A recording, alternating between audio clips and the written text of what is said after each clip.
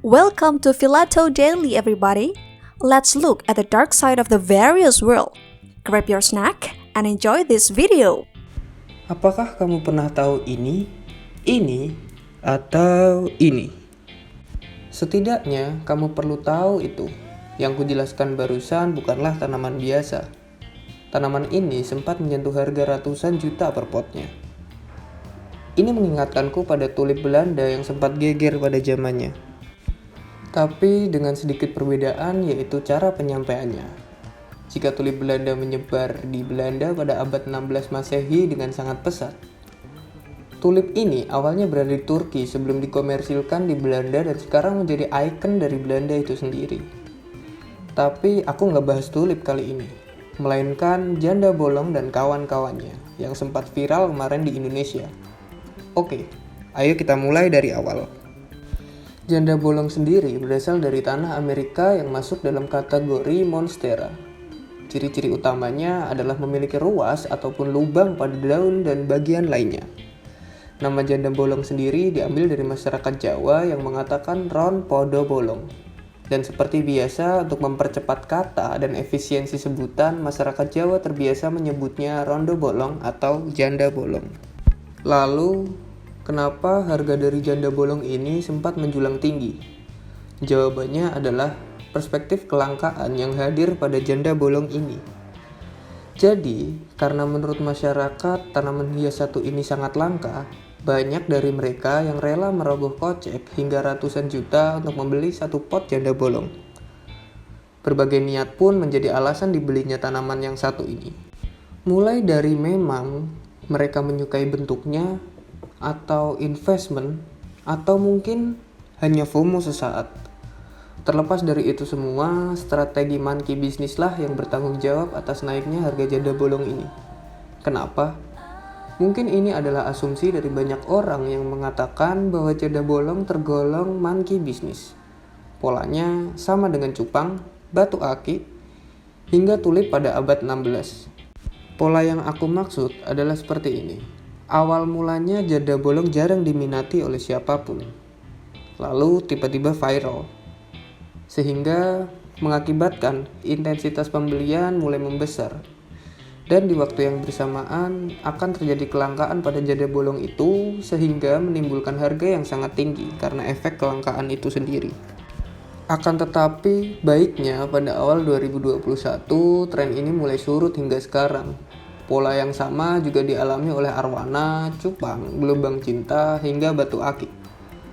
Tapi apa itu monkey bisnis?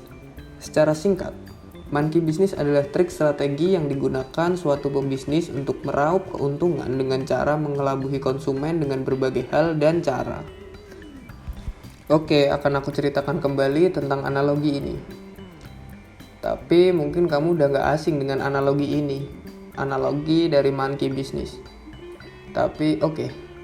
Pada suatu hari, ada orang kaya yang pergi ke suatu desa dengan asistennya. Mereka menuju sebuah desa yang banyak akan monyet. Ketika orang kaya itu tiba, dia meminta untuk seluruh warga mencari monyet yang tersebar di hutan dengan imbalan 50.000 per ekor. Semua warga pun antusias dan mencari semua monyet yang ada di hutan. Setelah itu, monyet di sana semakin langka hingga warga tidak bisa menemukannya lagi. Harga imbalannya pun terus dinaikkan dari yang awal mulanya 50.000 hingga menjadi 100.000. Masyarakat di sana senang dan mulai mencari lagi sehingga pada suatu hari orang kaya itu kembali ke kota untuk sebuah acara. Asistennya pun disuruh untuk mengambil alih dan mengatakan pada warga di sana untuk membeli monyet mereka yang sudah berhasil dikumpulkan.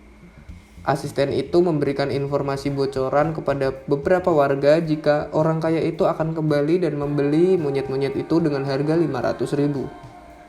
Jadi, asisten tersebut menjualnya dengan harga 350.000. Warga pun melihat peluang di sini dan bersedia membeli monyet-monyet hasil tangkapannya sendiri.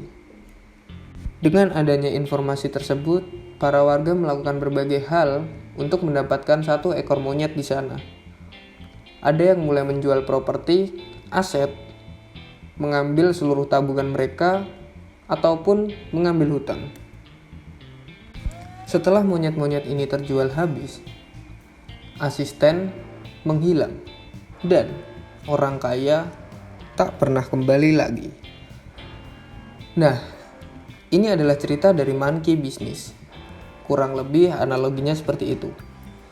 Tapi di sini ada yang tertinggal, yaitu rasa kekecewaan masyarakat karena merasa ditipu, serta monyet-monyet yang mereka beli. Pola seperti ini seringkali terjadi di beberapa objek yang dijual di Indonesia. Ciri-cirinya adalah harga yang sangat tinggi dan objek yang dijual juga masih sangat dipertanyakan nilainya. Aku harap kamu belum pernah terkena trap ini. FOMO juga menjadi salah satu pemicu kamu terjebak di monkey business ini. Saranku, research apa yang kamu ingin beli, apalagi untuk investment. Sepertinya ini yang ingin aku sampaikan kali ini padamu.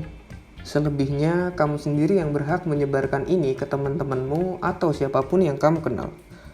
Mungkin mereka dapat terhindar dari monkey trap ini. Sampai jumpa di episode selanjutnya. Aku, pengisi suara Filato, undur diri, dan jangan lupa jaga kesehatan. Filato Daily is done here. Thank you for your attention. Stay with Filato and see you on the next program.